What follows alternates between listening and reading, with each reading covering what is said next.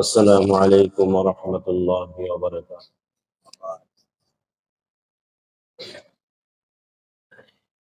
الحمد لله الحمد لله وكفى وسلام على عباده الذين اصطفى. أما بعد فأعوذ بالله من الشيطان الرجيم. بسم الله الرحمن الرحيم. واعبد ربك حتى يأتيك اليقين. صدق الله العظيم. اللهم صل على محمد وعلى آل محمد كما صليت على إبراهيم وعلى آل إبراهيم إنك حميد مجيد.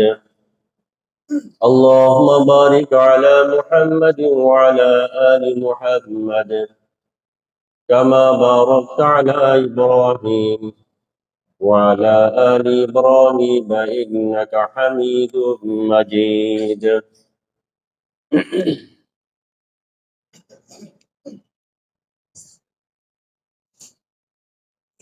আল্লাহ পাকের লাখো কোটি শুকরিয়া। মহান রব্বুল আলামিন আমাদেরকে দয়া করে, মায়া করে, ভালোবেসে দুনিয়ার সুগল ব্যস্ততা থেকে ফারেক করে পৃথিবীর শ্রেষ্ঠ স্থান আল্লাহর ঘর মসজিদে এসে আল্লাহ তাআলার কথা, আল্লাহ রসুলের কথা, পরকালের কথা শোনা ও বলার তৌফিক দান করছেন। এই জন্য মহান রব্বুল আলামিনের আমরা শুকরিয়া আদায় করি, আলহামদুলিল্লাহ। সম্মানিত মুসলমান কিরাম, আজ মাহে রমজানুল মুবারকের শেষ দিন ও শেষ জুমা, বিদায়ের পথে। সারা বছরের শ্রেষ্ঠ মাস রমজান মাস, এই মাসের আজ শেষ দিন এবং এই মাসের শেষ জুমা।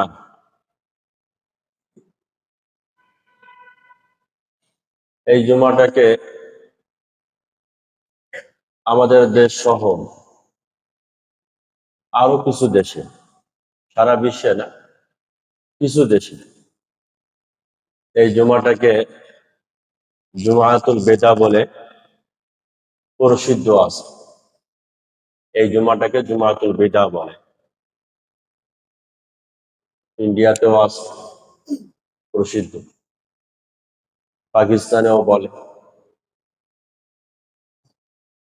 আর বাংলাদেশে তো অনেক জায়গায় আছে। অন্যান্য জুমার তুলনায় এই জুমাটাকে অন্যভাবে গুরুত্ব দেওয়া হয়। মসজিদে মানুষ অন্য জুমার তুলনায় অনেক বেশি আসে, আমি দেখছি। এই জুমার কেমন যেন গুরুত্ব একটা অন্যরকম, তুলনামূলক অনেক বেশি। কিন্তু এই যে মানুষের ধারণা মসজিদে অন্য জুমার তুলনায় এই জুমায় জামায়াত হওয়া, গুরুত্ব দেওয়া, ফজিলত মনে করা, বা অন্য জুমার তুলনায় এই জুমাটাকে ফজিলত মনে করা, এটা সম্পূর্ণ গলত। কিছু ভালো এরকমও না যে অন্য জুমার তুলনায় এই জুমাটা কিছু হলেও ভালো, এরকমও না। সম্পূর্ণ এটা গলত, এটা প্রসিদ্ধ জিনিস। যে কোনো জিনিস প্রসিদ্ধ হলেই বিশুদ্ধ হয় না। ছোটবেলা থেকে শুনে আসতেছি জুমাতুল বেদা, হুজুর এখন কি কয় এগুলা, না, ছোটবেলা থেকে শুনলে সেটা শুদ্ধ হয় না, বিশুদ্ধ হয় না। হাদিস কোরআন দ্বারা প্রমাণিত হতে হবে। অনেক জিনিস আমরা ছোটবেলা থেকে শুনে থাকি, কিন্তু সেটা শুদ্ধ না, বিশুদ্ধ না, প্রসিদ্ধ হতে পারে। জুমাতুল বেদাটা এরকমই। এর এক্সট্রা কোনো অন্য জুমার তুলনায় কোনো গুরুত্ব, জুমার তো গুরুত্ব আছেই অবশ্যই। রমজান মাসের দিনের গুরুত্ব আছে, জুমার গুরুত্ব আছে, ঠিকই আছে, কিন্তু এই জুমার গুরুত্ব, এই জুমাটাকে জুমাতুল বেদা বলা হবে এমন না। জুমাতুল বেদা বলতে কি বোঝায়? শেষ জুমা। মুসলমানের প্রত্যেকটা দিন শেষ দিন, মুসলমানের প্রত্যেকটা জুমা শেষ জুমা। মনে করতে হবে তাকে, গত জুমাতে অনেক মানুষ আমাদের দেশে নামাজ পড়ছিল গত জুমায়, এই জুমায় আজ তারা নেই। এরকম আছে না অনেকে? এই সপ্তাহে মারা যায় না অনেকে? মারা গেছে। সড়ক দুর্ঘটনায় কত মানুষ মারা গেছে, অসুস্থতার কারণে মারা গেছে। তাদের গত জুমাটা ছিল তাদের জন্য কি? জুমাতুল বেদা। তাদের জন্য গত জুমাটাই ছিল জুমাতুল বেদা। আমাদের জন্য এটা জুমাতুল বেদা হতে পারে। এই জন্য হাদিসে আছে, হযরত ইবনে আব্বাস রাদিয়াল্লাহু আনহুমা, ইবনে মাসউদ রাদিয়াল্লাহু আনহু ইনারা বলতেন, সকাল করছো, মনে করো এই সকাল তোমার জীবনের শেষ সকাল। সন্ধ্যা করছো, এটা তোমার জীবনের শেষ সন্ধ্যা। প্রত্যেকটা দিন শেষ দিন। জুমাতুল বেদা, এটা জুমাতুল বেদা, বাকিগুলা কি? প্রত্যেকটা দিন শেষ দিন মনে করা, প্রত্যেকটা জুমা শেষ জুমা মনে করা। সামনের জুমা পর্যন্ত আমি নাও থাকতে পারি। তো এই যে ধারণা, এটা গলত ধারণা। হাদিস কোরআনে এই ধরনের কোনো ভাষা শব্দ নেই, পাওয়া যায় না। আমরা রমজানে যে ইবাদত গুলা করছিলাম, আজ যেহেতু রমজানের শেষ দিন, শেষ জুমা, আজ আমরা তিনটা বিষয়ের কথা শুনবো ইনশাআল্লাহ। তিনটা বিষয়, তার মধ্যে প্রথম বিষয় হলো, যে ইবাদত যতটুকু করছি এই রমজান মাসে, এটাকে ধরে রাখতে হবে, এটাকে ধরে রাখতে হবে। দ্বিতীয় নম্বর, এই ইবাদত গুলা নষ্ট করা যাবে না, যতটুকু হলো এটার জন্য নষ্ট না হয়। আর 3 নম্বর হলো, আগামীকাল ঈদ উল ফিতরের নামাজ আমরা পড়ব। তো কিছু কথা আছে যেগুলা ঈদ উল ফিতরের আগে ঈদগাহে অথবা নামাজের আগে বললে হবে না, যেটা আগেই বলতে হবে। আগামীকাল বললাম বলে ফায়দা হবে না খুব বেশি। নামাজের আগে কিছু সুন্নত আমল আছে, করণীয় আমল আছে, এইখানে শেষ হলে লাভটা কি? যেটা আজই আমাদের জানতে হবে। এই বিষয়ে কিছু কথা আমরা সংক্ষিপ্ত ভাবে শুনবো। এই তিনটা বিষয় আমরা কিছু আলোচনা শুনবো জুমার বয়ানে। প্রথমত, রমজানে যতটুকু আমল আমাদের দ্বারা হলো আল্লাহর মেহেরবানিতে, এটাকে ধরে রাখতে হবে, অব্যাহত রাখতে হবে। আমি আপনাদের সামনে প্রথমে কোরআনে কারিমে যে আয়াত তেলাওয়াত করছি, ছোট্ট একটি আয়াত, সূরা হিজরের 99 নম্বর আয়াত। এই আয়াতের মধ্যে আল্লাহ তাআলা বলছেন, কত সুন্দর আয়াত দেখেন, ওয়াবুদ রাব্বাকা হাত্তা ইয়াতিয়াকাল ইয়াকিন। মসজিদে কতদিন আসবে? রমজান মাস? না। 5 ওয়াক্ত নামাজ শুধু রমজান মাসে? না। কোরআনে কারিম শুধু রমজান মাসে? না। হাতে তসবিহ শুধু রমজান মাসে? না। কতদিন? হাত্তা ইয়াতিয়াকাল ইয়াকিন। তোমার প্রতিটা ইবাদত জন্য মৃত্যুর আগ পর্যন্ত চলে। কতদিন? মৃত্যুর আগ পর্যন্ত। হে নবী, আপনি ইবাদত করে যান মৃত্যুর আগ পর্যন্ত, চালিয়ে যেতে হবে, স্টপ করে দিলে হবে না। না, রমজান মাসে আমি হুজুর, মসজিদের সাথে আমার সম্পর্ক রমজান মাসে, রমজান মাস হয়ে গেল, গুড বাই, খুদা হাফেজ। ঈদের চাঁদ উঠছে, উনি এখন মসজিদকে খুদা হাফেজ বলে দিচ্ছে, আলহামদুলিল্লাহ, আবার সামনে রমজানে দেখা হবে। নেই এরকম মুসল্লি। রমজানের মুসল্লি শুধু শাওয়ালে চাঁদ উঠলে নিজেকে ফ্রি মনে করে। না, খোদা হাফেজ, আল্লাহ হাফেজ, গুড বাই, বাবা, এসব বললে হবে না। যে ইবাদত যতটুকু হলো আমার দ্বারা, এটাকে অব্যাহত রাখতে হবে। ওয়াবুদ রাব্বাকা হাত্তা ইয়াতিয়াকাল ইয়াকিন, আল্লাহ তাআলা বলছেন।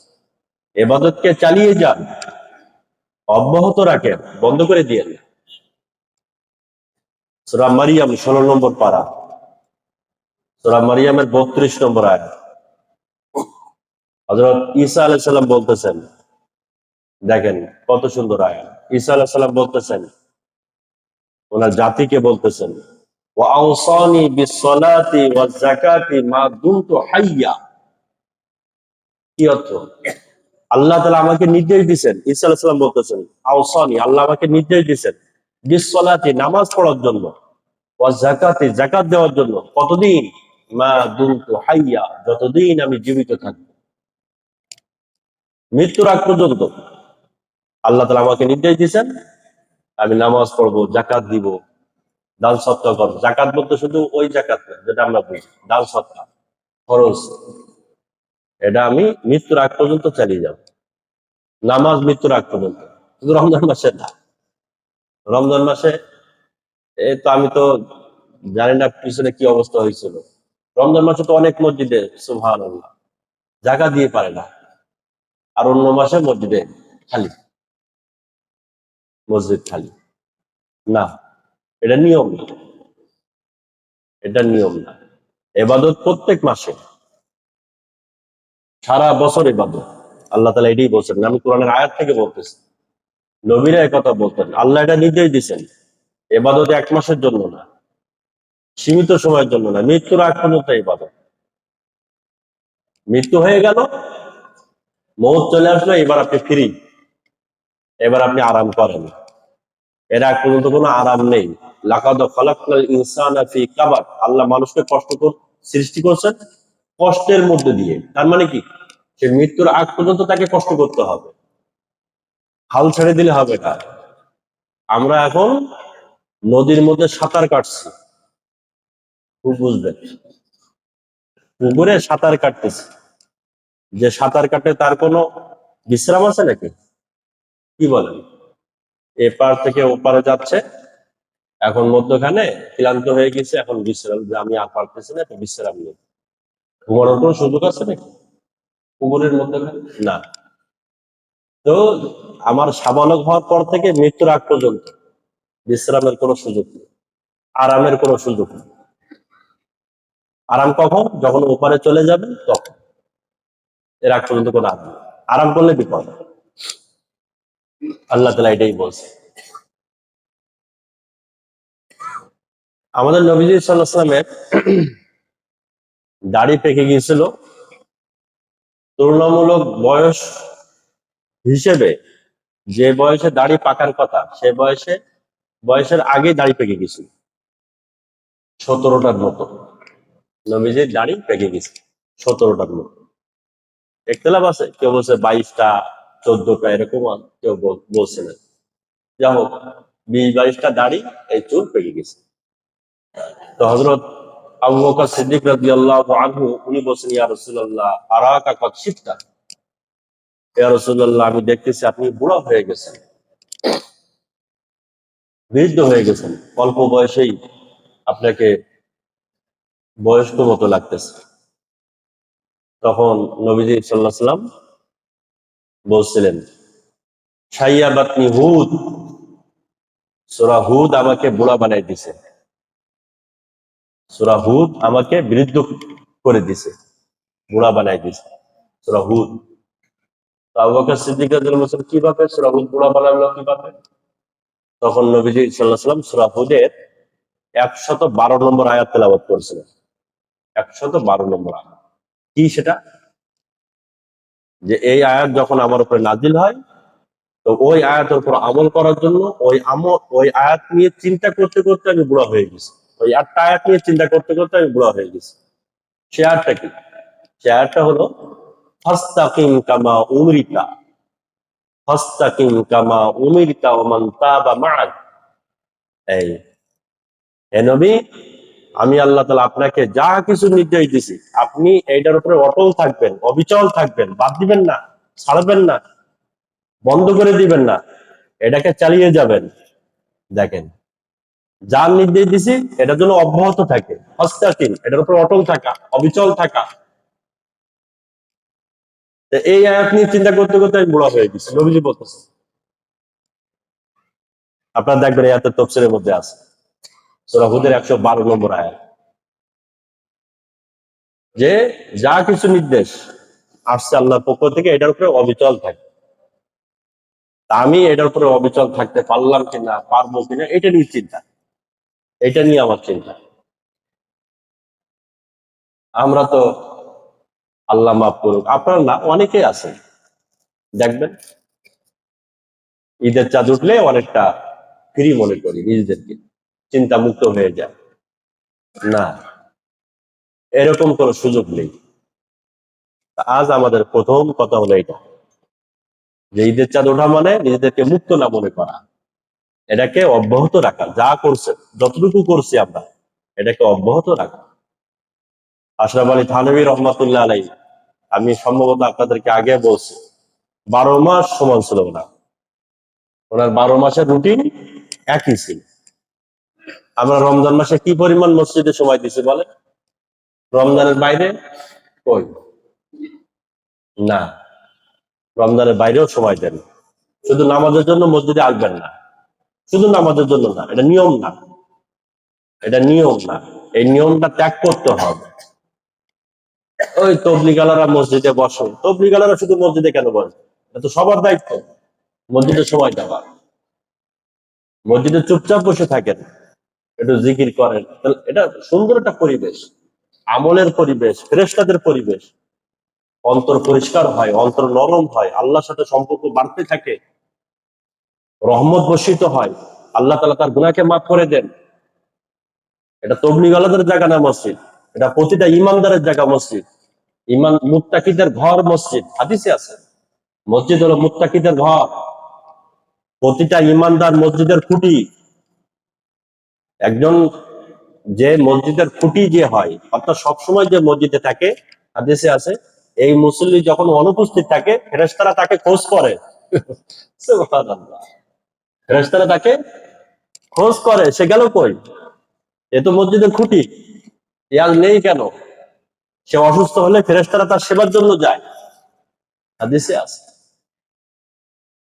তো মসজিদে সময় দেওয়া শুধু রমজান মাসে না। আজ আমাদের প্রথম বিষয় হলো এটা, যে রমজানের যতটুকু আমল করছেন, দান করছেন, আপনারা পর্যাপ্ত দান করছেন, আলহামদুলিল্লাহ, যতটুকু করছেন অনেক, আল্লাহ শুকর। বিভিন্ন নামে, সৎকার নামে, জাকাতের নামে, ফেতরার নামে, মসজিদে, মাদ্রাসায়, গরিবদের পিছনে আপনারা অনেক দান করছেন, এটা বন্ধ না করেন। নকল দানের কোনো শেষ আছে নাকি? জাকাত দিচ্ছেন আলহামদুলিল্লাহ, হিসাব নিকাশ করে, কিন্তু নকল দান সারা বছর করে যেতে হয়।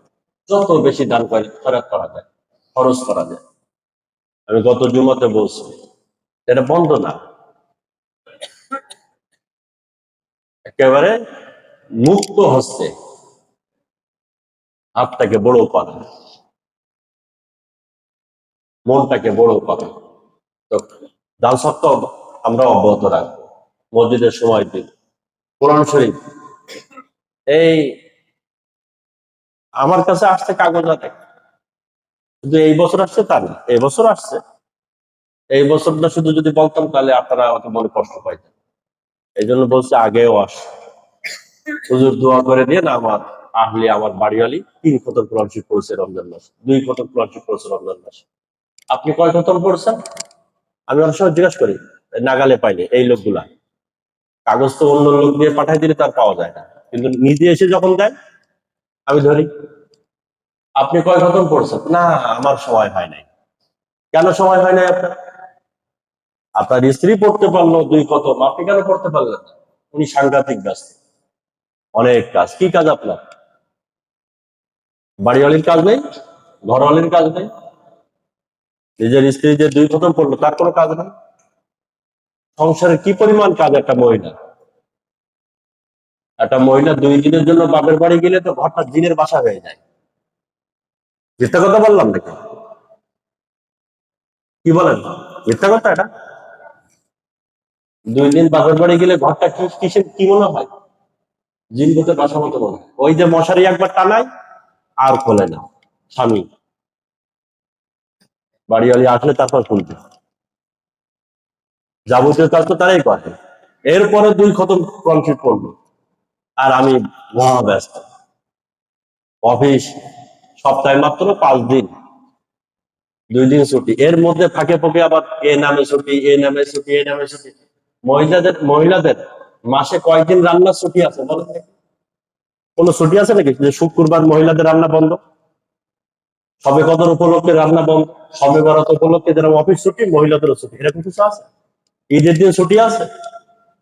বাপের বাড়ি যায় একটু আরামের জন্য, যে শ্বশুর বাড়ি কাজ করতে করতে ক্লান্ত হয়ে গেছে, এইবার একটু আরামের জন্য গেছে বাপের বাড়ি, 2 দিন বেড়ায় আসবে, একটু ফ্রি হয়ে আসবে।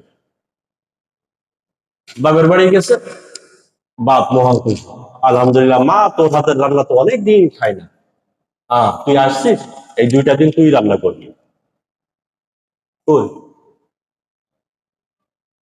জীবনটা যায় তো কাজ করতে করতে, এর মধ্যে দিয়ে সে 2 খতম কোরআন শরীফ পড়লো, আমি কেন বললাম না? ব্যস্ত। কি ব্যস্ত? গল্প করতে হয় না একসাথে?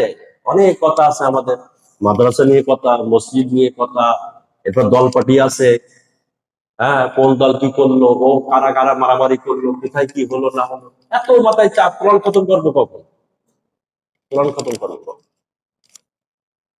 আল্লাহ হেফাজত করেন। আমি একটা ধারণা দিলাম মাত্র, এটা শুধু মহিলাদের কাজ না কোরআন খতম করা, আমাদের সবার কাজ ছিল এটা। তো এটা অব্যাহত রাখা। কোরআনে কারীম আপনারা যারা তারাবির নামাজ সবাই পড়ছেন, এই আমরা যেদিন কোরআন খতম করলাম 27শে রমজান, সূরা নাসের পরে আবার কি পড়ছিলাম শেষ রাকাতে? শেষ রাকাতে আপনারা শুনছিলেন না? শেষ রাকাতে কি শুনছিলেন আবার? সূরা সূরা বাকারা শুনছিলেন না? সূরা বাকারা আবার শুরু হয়েছিল মুফলিহুন পর্যন্ত। কারণটা কি? সূরা বাকারা থেকে আবার মুফলিহুন পড়তে, এই এতটুকু পড়ার উদ্দেশ্য কি? উদ্দেশ্য হলো এইটাই। আমি আজকে আমাদের বিষয়বস্তু এইটাই, এই জন্য আমি এটা বললাম। চেষ্টা করি আমি যে বিষয়টা ধরি ওইটা নিয়ে কথা বলার জন্য, এদিক ওদিক গেলে ওইটাই কথা, বাইরে কোনো কথা নেই আমার। আমরা যে তারাবির নামাজের 20 নম্বর রাকাতে যে সূরা বাকারা পড়লাম, এর উদ্দেশ্য এইটাই। আজকে আমাদের যেটা বিষয়বস্তু, যে আল্লাহ, আমি কোরআন খতম করছি ঠিক, কিন্তু এটা শেষ না, এটা শেষ খতম না। মিনাল জিন্নাতি ওয়ান নাস পড়ে দিয়েছি, শেষ করেছি তা না, আমি আবার সূরা বাকারা শুরু করেছি। তার মানে আমি কোরআনে কারীম আবার শুরু করলাম, আমি পড়তে থাকবো, শেষ করে দিয়েছি তা না, আমি আবার পড়তে থাকবো। আল্লাহ তাআলা এটা পছন্দ করে যে বান্দা শেষ করে দিও না। মিনাল জিন্নাতি ওয়ান নাস খাতামাল্লাহু আলা কি সাদাকাল্লাহুল আযীম, হয়ে গেছে, আর সামনে রমজান, এরকম না। আবার শুরু কর, আবার শুরু করো প্রথম থেকে। এটা আল্লাহ তাআলা পছন্দ করে। কথা বুঝছেন? যাই হোক, আমি হাদিস কোরআন দিয়ে একটা কথা বললাম। এবার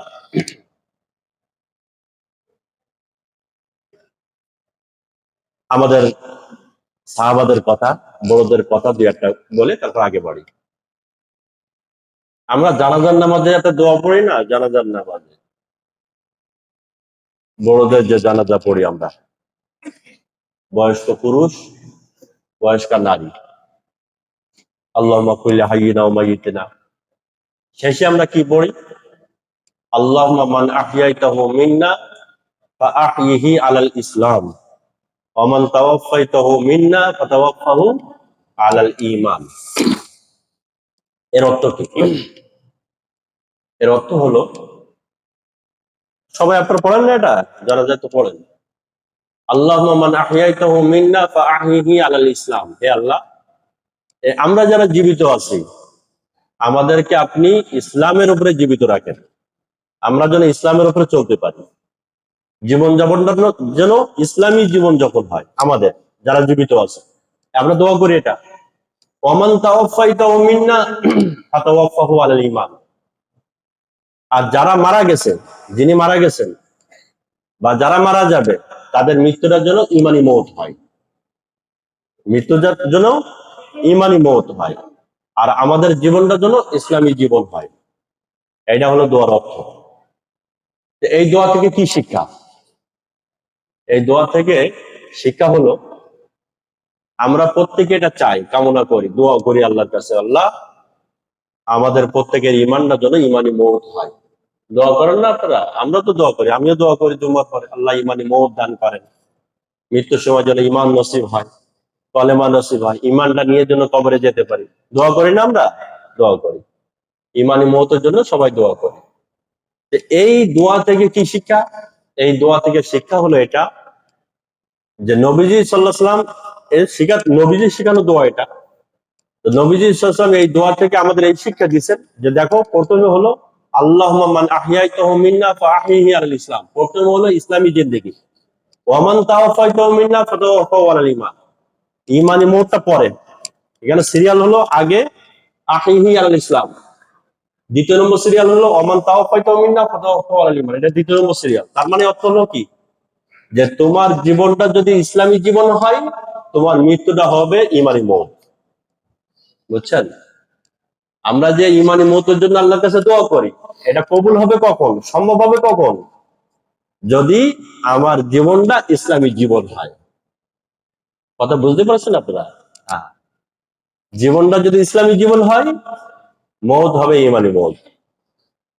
আর এর বিপরীতটা নেন, যদি জীবনটা ইসলামী জীবন না হয়, তা আমি হাজার দোয়া করলেও ইমানি মওত হবে না, হবে না। আমার যিনি পীর, শায়েখ, শাইখুল হাদিস আল্লামা মুফতি মানসুরুল হক সাহেব দামাত বরকাতুহু, ওনার কাছে একজন জিজ্ঞাসা করছিলেন, আমি শুনছিলাম, এই জুম্মার পরে প্রশ্ন উত্তর পর্ব হয় না, তো ওনার মসজিদে হয়, উনি খিলগাঁও বাজার যায় মসজিদের খতিব। তো ওনার কাছে একজন প্রশ্ন করেছিলেন, তা আমি খুব খেয়াল করে শুনছিলাম উত্তরটা, কি উত্তর দেন। ওনার কাছে প্রশ্ন করছেন একজন, যে যদি কেউ সারা জীবন সুন্নত মোতাবেক না চলে, শরীয়ত মোতাবেক চললো না, সারা জীবন চলে না সে, কিন্তু মৃত্যুর সময় তার কাফন দাফন জানাজা কবর ইসালে সব খুব সুন্দরভাবে করছে তার পরিবারের লোকজন, আত্মীয় স্বজন উত্তরসূরিরা, কাফন দাফন জানাজা কবর প্রত্যেকটা খুব সুন্দরভাবে সুন্নত তরিকায় আদায় করে দিছে। এই ওসিলায় আল্লাহ তাআলা লোকটাকে মাফ করবেন কিনা, যেহেতু তার শেষটা সুন্দর হলো। কিন্তু জীবনটা কাটছে অনিয়মে। তো উনি তখন উত্তর দিচ্ছেন অন্যভাবে। উনি উত্তর দিচ্ছেন এভাবে, যে আপনারা নিশ্চিত থাকেন, যার জীবনটা যাবে সুন্নতের খেলাফ, আপনারা যে বলেন শেষটা সুন্দরভাবে হয়েছে, তার শেষটা সুন্দরভাবে হবে না, এটা নিশ্চিত থাকেন। কথা বুঝছেন? যার জীবনটা গেছে সুন্নতের বিপরীত, তার শেষটা যে এত সুন্দরভাবে হবে আপনারা চিন্তা করতেছেন বা বলতেছেন, এটা অসম্ভব, এটা কখনোই হবে না, তা হবে না। ওটা একটা কাল্পনিক কথা বললেন আপনারা, হতে পারে, ওটা অসম্ভব, হবে না। শেষ ভালো হওয়ার জন্য শুরু ভালো হতে হবে, জীবনটা ভালো হতে হবে, জীবনটা সুন্দরভাবে গড়তে হবে। আপনি ওই অপেক্ষায় থাকলেন, ছেলেরা করবে মেয়েরা করবে না, যার কারণে আমাকেই করতে হবে। শেষ ভালো না হলেও কোনো সমস্যা নেই। হ্যাঁ, আমি কিছু কিছু কথা দুই তিনবার করে বলি এবং আবার বলি, যে পরিষ্কার করে বলতেছি, মনে রাখবেন এই কথাগুলা। আমার দু চারটে কথা, সব কথা মনে রাখার দরকার নেই, কিন্তু দু চারটে কথা অবশ্যই মনে রাখতে হবে। একজন নামাজির যদি তার জানাজার সুযোগ নাও হয়, জানাজাই পড়া যায় নাই তার কোনো কারণে, লাশ ভেসে গেছে, জানাজা পড়তে পারে নাই, সে জান্নাতি। আর বেনামাজি যদি তার 5বারও জানাজা হয়, বাইতুল মোকাররমের উত্তর গেটে, দক্ষিণ গেটে, দেশের বাড়ি, গ্রামের বাড়ি, খেলার মাঠে, 5 জায়গায় জানাজা, কিন্তু সে নামাজ পড়তো না, সে ছিল বেনামাজি, এই 10বার জানাজার কোনো ফায়দা নেই, কোনো ফায়দা নেই। একবার জানাজাই যথেষ্ট। আবু বকর সিদ্দিক রাদিয়াল্লাহু আনহু জানাজা হয়েছে কয়বার? একবার। ওমর রাদিয়াল্লাহু আনহু জানাজা হয়েছে কয়বার? একবার, যথেষ্ট। আল্লামা আহমদ শফি রহমাতুল্লাহ আলাইহি, সারা বাংলাদেশের নামকরা আলেম, হাদিসের সম্রাট, বাংলাদেশের সবচেয়ে বড় মাদ্রাসার মুহতামিম মুহাদ্দিস, ওনার জানাজা হয়েছে একবার, হাটহাজারীতে। ইন্তেকাল করছেন ঢাকাতে। ঢাকা একটা জানাজা করা যেত, যে ঢাকা একটা জানাজা হলো, চট্টগ্রাম একটা জানাজা হলো, ঢাকায় জানাজা করলে মানুষ আরো বেশি হতো, কিন্তু না, একটাই জানাজা। আল্লামা জুনায়েদ বাবুনগরী, চেনে না কে তাকে? বাংলাদেশের মানুষ। জানাজা হয়েছে কয়টা? একটা। আর এখন নামাজ নেই, কালাম নেই, কিছু নেই, মারা গেছে না, ও বাতিল মুকাররমের থেকে একটা জানাজা, আবার শহরে আসার পরে আর একটা জানাজা, গ্রামের বাড়ি গিয়ে আর একটা জানাজা। লাভটা কি? নামাজি হতে হবে, নামাজি, নিজে নামাজি হতে হবে, জানাজা না। এত জানাজা কারা করে জানেন? এত জানাজা করে মূলত ভয়ের কারণে। সারা জীবন তো নামাজ পড়ায় নাই, কবরে কি হয় না হয় আল্লাহ ভালো জানে। তোরা একটু আমার জন্য দোয়া কর, দোয়া দরুদ বেশি করে পড়ে আমার কবরে পাঠা।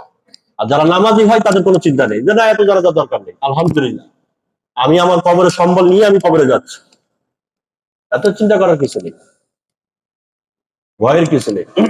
ফেরেশতারা তাকে আগেই সান্ত্বনা দিয়ে দিছে মৃত্যুর আগে, কোনো চিন্তা নেই। আল্লাহ তো ইমানি মৌতের জন্য শর্ত কি? ইসলামী জিন্দেগি, মনে থাকবে। ইমানি মৌতের জন্য শর্ত হলো ইসলামী জিন্দেগি।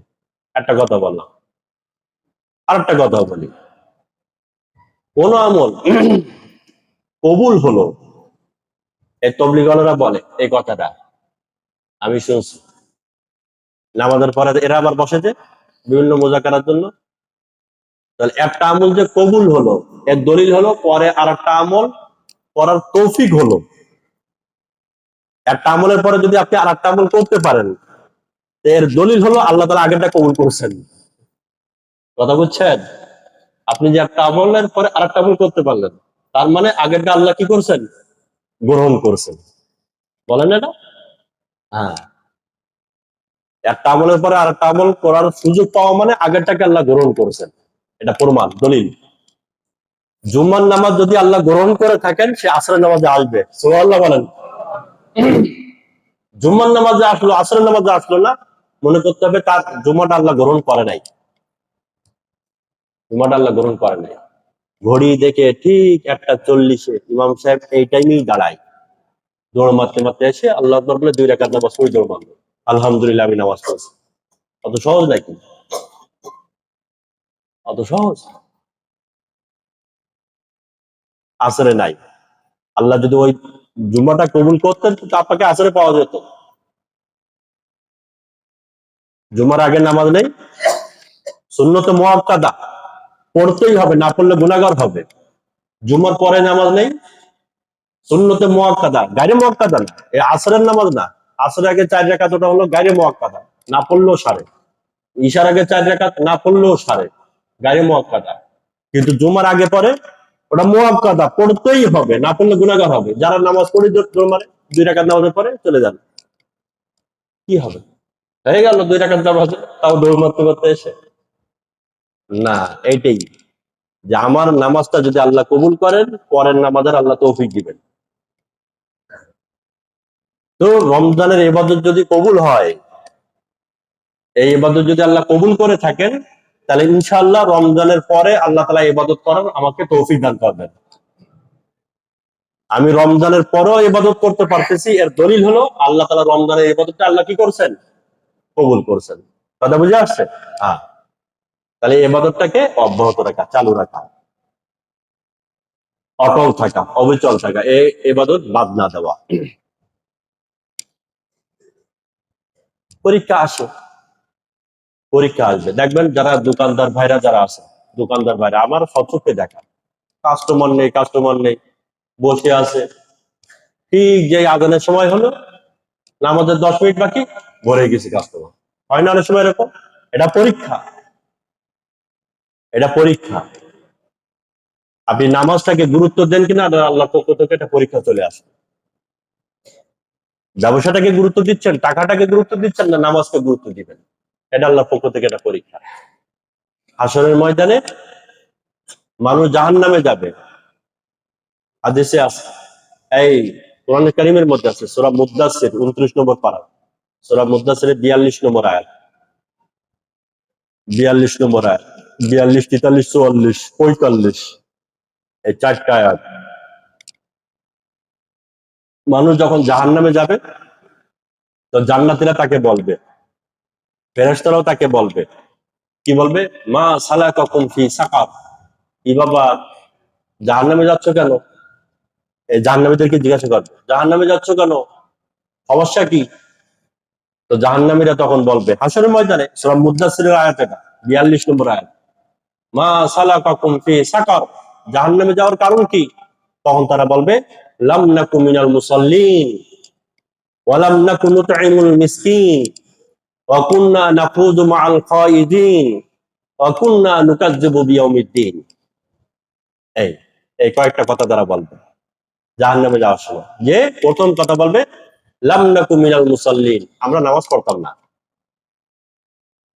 জাহান্নামীরা প্রথম কি বলবে? আমরা নামাজ পড়তাম না, দুনিয়াতে নামাজে ছিলাম না। কোরআনে কারীমের মধ্যে ৭৭ বার আসছে নামাজের কথা, ৭৭ বার। একটা নিতে যাওয়ার জন্য ৭৭ বার বলা লাগে? কি বলেন আপনারা? না একবার বললে হয়ে যায়? আল্লাহ তাআলা আমাদেরকে নিতে যাবেন ৭৭ বার? মালিক তার কর্মচারীকে একটা কথা বলবে, এই বাজারে যা, এটা কয়বার বলা লাগে? একবার বললে তো যথেষ্ট। মালিক বলছে তার কর্মচারীকে, সেখানে আহকামুল হাকিমিন রব্বুল আলামিন, বাচ্চাদের বাচ্চা, আমরা গোলাম, আমরা মখলুক, তিনি সৃষ্টিকর্তা, তিনি খালিক, তিনি আমাদেরকে ৭৭ বার একটা একটা বিষয় নির্দেশ দিচ্ছেন। দৈনিক 10 বার হাইয়া আলাস সালাহ, দৈনিক 10 বার করে আল্লাহ তাআলার পক্ষ থেকে মুয়াজ্জিন আমাদেরকে ডাকতেছেন, নামাজের জন্য আসো। কোনো শরীরে কোনো নড়াচড়া নেই, সারা শব্দ নেই, গল্প করতেছে, আজানের আওয়াজ কানে যাচ্ছে, কোনো নড়াচড়া নেই, মৃত লাশ। যে লাশ, মরা লাশ যে আছে মৃত্যু, এরে কোদাল দিয়ে বা কোড়াল দিয়ে যদি আপনি কোপান, হ্যাঁ, ছুরি দিয়ে যদি কাটাকাটি করেন, নড়াচড়া করবে নাকি? কিছুই হবে না, কোনো সারা শব্দ হবে না, মৃত্যু লাশ। যার অন্তর গেছে মরে, অন্তর মরে গেছে, ইমান বলতে কিছুই নাই অন্তরে, আজান দৈনিক 10 বার কেন, দৈনিক যদি 20 বারও দেওয়া হয়, তার শরীরে কোনো নড়াচড়া হবে না, ইমান তো নেই। আর যার অন্তরে ইমান আছে, ওই 5টা কাস্টমার তার কিছুই করতে পারবে না, যে না আল্লাহ ডাকছেন আমাকে, হাইয়া আলাল ফালাহ, আমি যদি নামাজে যাই, নামাজের মধ্যেই আমার সফলতা, দোকানদারির মধ্যে সফলতা না, কামিয়াবি না, নামাজের মধ্যেই সফলতা। আল্লাহ বলছেন এটা পরীক্ষা হবে বিভিন্ন ভাবে। জাহান্নামীরা বলবে এটা নামাজে ছিলাম না। তো আমার ভাইরা, রমজানে যতটুকু ইবাদত হলো আমরা চেষ্টা করব এটাকে অব্যাহত রাখার জন্য। পরীক্ষা আসবে বিভিন্ন ভাবে, চাকরিজীবীদের পরীক্ষা আসবে, ব্যবসায়ীদের পরীক্ষা আসবে। এই মসজিদে আমার কাছে প্রশ্ন করছে, এমন জায়গায় চাকরি করে, এই দাড়ির ব্যাপারে আরো কি কি বিষয় বললো, সে সেগুলো করতে পারবে না, এই চাকরিটা সে করতে পারবে না যদি এইগুলো করে। করবেন কেন সে চাকরি? দুনিয়া অনেক ভালো চাকরি আছে, তো ভালো কাজ আছে। আল্লাহ তাআলা হারাম করার জন্য কাউকে বাধ্য করে নাই, যে তোমাকে দুনিয়াতে গিয়ে হারাম কাজ করতেই হবে, গুনার কাজ করতেই হবে, এরকম কাউকে আল্লাহ বাধ্য করে না। যদি না পারো অন্য দেশে চলে যাও, যে দেশে গিয়ে তুমি তাকওয়ার উপরে চলতে পারবে সেই দেশে চলে যাও, আমার জমিন প্রশস্ত, কিন্তু গুনাহ করা যাবে না। আপ্রাণ চেষ্টা করতে হবে, যদি বিকল্প পন্থা থাকে, পথ থাকে, সেটাকে গ্রহণ করেন। সবাই তো এটা করতেছে না। তো যে কোনো কায়দায় বাঁচতে হবে। হযরত আইয়ুব আলাইহিস সালাম, এত মুসিবত, ঘরে আগুন লাগলো, স্ত্রীরা সব চলে গেল, বিবিরা সব চলে গেল বাপের বাড়ি, সন্তানগুলো সব মারা গেল, আইয়ুব আলাইহিস সালাম নিজে অসুস্থ হয়ে গেল। আল্লাহ, কি পরিমাণ মুসিবত একই টাইমে, এবং পুরো 18 বছর এই অবস্থায় কাটালেন, একটা মানুষ এই অবস্থায় কাটালেন, পুরো অসুস্থ, পুরো শরীরে পচন, পচন ধরছে, পোকা হয়ে গেছে শরীরে, শুধু জিহ্বাটা ভালো ছিল, জিহ্বাটা। উনি আল্লাহর কাছে দোয়া করছিলেন, আল্লাহ আমার সারা শরীরে পচন ধরছে, পোকা ধরছে, কোনো আপত্তি নেই, আমার কোনো অভিযোগ নেই, শিকায়ত নেই, কিন্তু আল্লাহ আপনি আমার জিহ্বাটা ভালো রেখেন, আমার জিহ্বাটা যেন আপনি ভালো রাখবেন, আমি যেন জবান দিয়ে কমপক্ষে জিকিরটা করতে পারি, ঠিক মতো আপনার স্মরণটা করতে পারি, আপনাকে যেন না ভুলি। বিবিরা চলে গেছেন, উনি বিচলিত হয় নাই, জিকির থেকে গাফেল হয় নাই, সন্তান মারা গেছে, গাফেল হয় নাই। এটা শিক্ষা আমাদের জন্য, হাজার মুসিবত আসুক আমল ছাড়বো না, ঠিক আছে ইনশাআল্লাহ। রমজানের যে আমল হলো এটাকে আমরা অব্যাহত রাখবো, এক। দ্বিতীয় নম্বর কথা হলো, এই আমল যেন নষ্ট না হয়।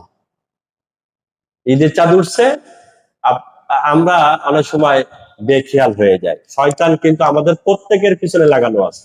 আমি ইমাম সাহেব, আমার পিছনে শয়তান আছে, দুইটা শয়তান প্রত্যেকের সাথে। সূরা সদ 23 নম্বর পারা, সূরা সদের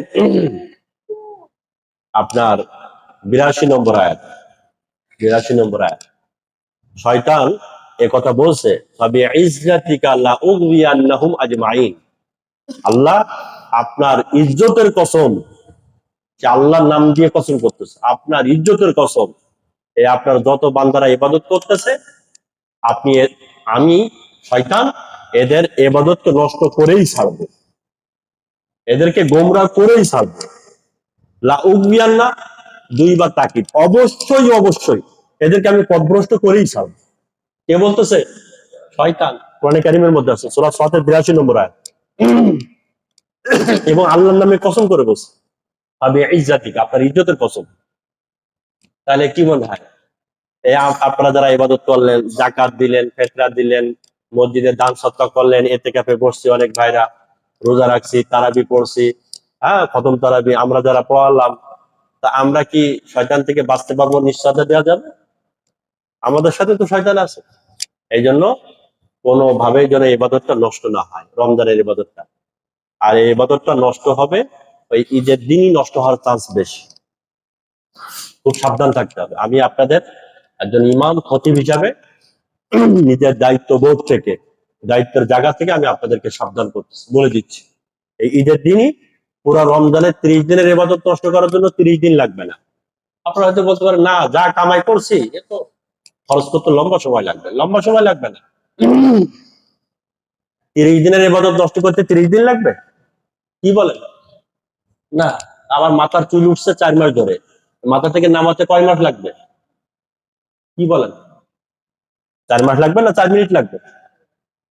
ভালো নাপিত হলে তো 4 মিনিটও লাগবে না, সৌদি আরবের নাপিত হলে।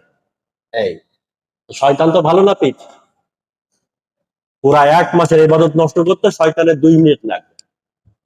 তো ঈদের দিন বিশেষ করে, বিশেষ করে শয়তান তো সবসময় লেগে থাকবে, বিশেষ করে ঈদের দিন বেপর্দা, বাড়িতে মেহমান আসছে, মহিলা মেহমান আসছে, আপনি মেহমানদারি করতেছেন, পুরুষ মেহমান আসছে, আপনার বাড়িওয়ালিকে পাঠাই দিলেন, যাও আঙ্কেল আসছে, তোমার আঙ্কেল,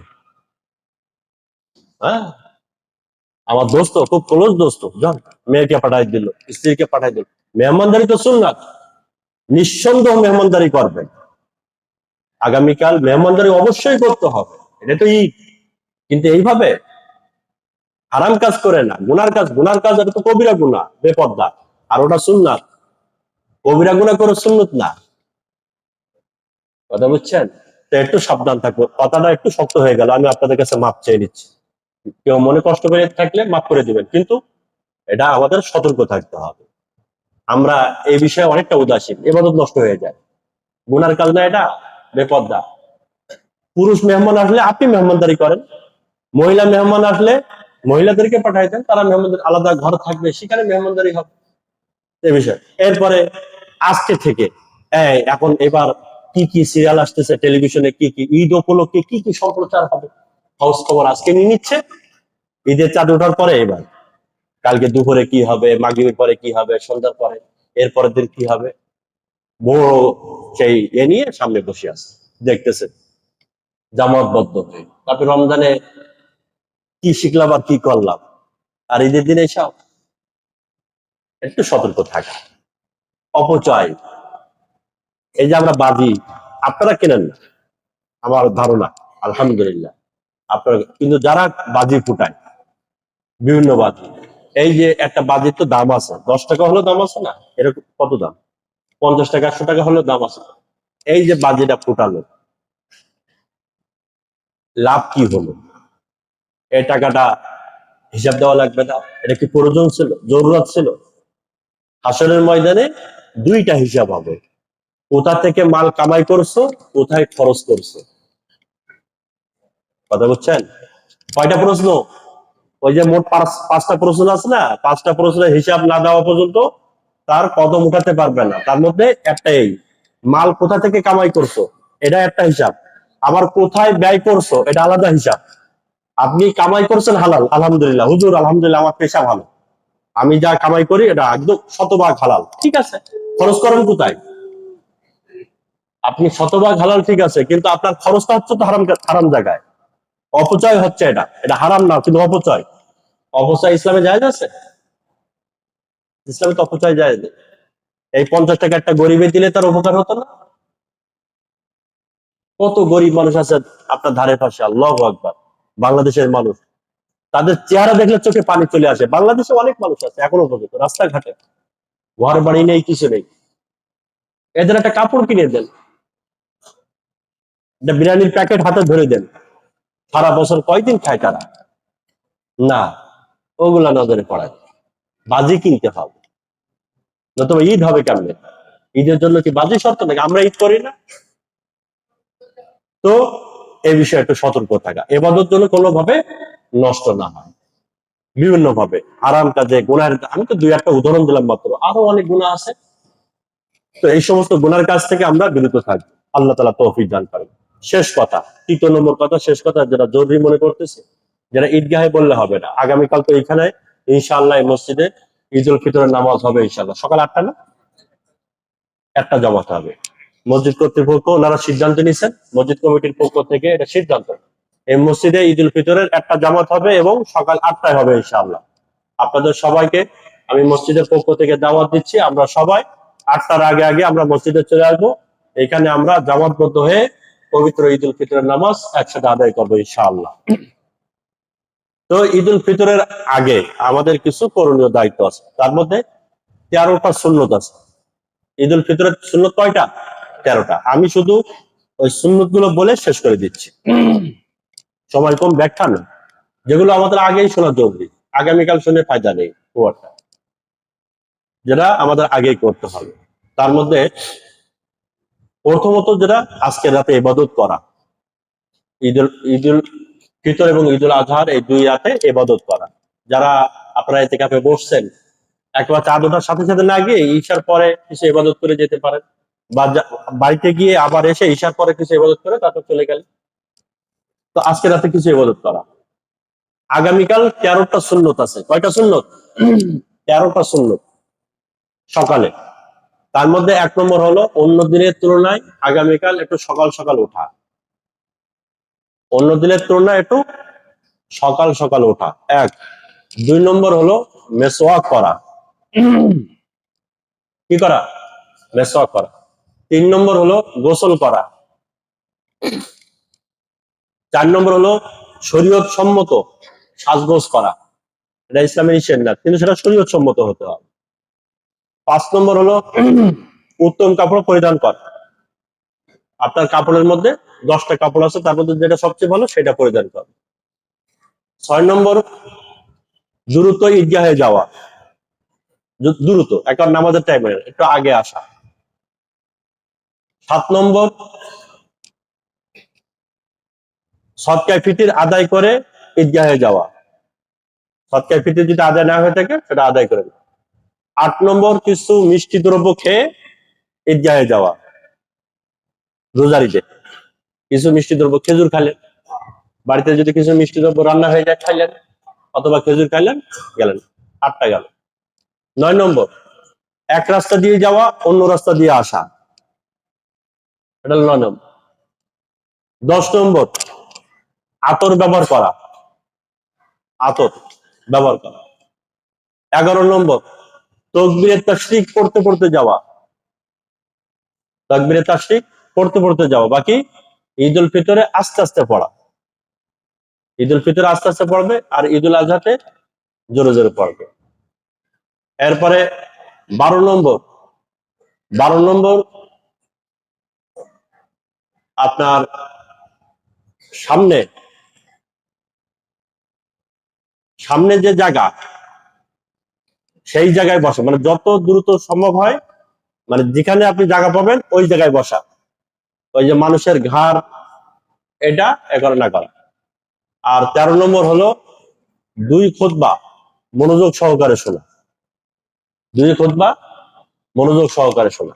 তো এই কয়েকটা সুন্নত ঈদের দিন আমরা আদায় করবো ইনশাআল্লাহ। বাকি পূর্বে যেগুলো আছে, দ্রুত ওঠা, দ্রুত ঈদগাহে যাওয়া, ঈদগাহে ঈদের নামাজ পড়া একটা সুন্নাত, এটা ছুটে গেছে। দ্রুত ঈদগাহে ঈদের নামাজ, কিন্তু এটা হলো যদি সম্ভব হয়, সম্ভব না হলে ঢাকা শহরে তো সম্ভব না, মানুষ বেশি, জায়গা কম। এই জন্য মসজিদে ঢাকা শহরে এটা নাজায়েজ বলা যাবে না, এটা প্রয়োজনের খাতিরে। যা হোক, তো আমরা ইনশাআল্লাহ আগামীকাল ঈদের নামাজের আগে যে সুন্নত গুলো বলা হলো এগুলো আমল করে আমরা দ্রুত চলে আসবো ইনশাআল্লাহ। আল্লাহ তাআলা আমাদের সবাইকে তৌফিক দান করেন।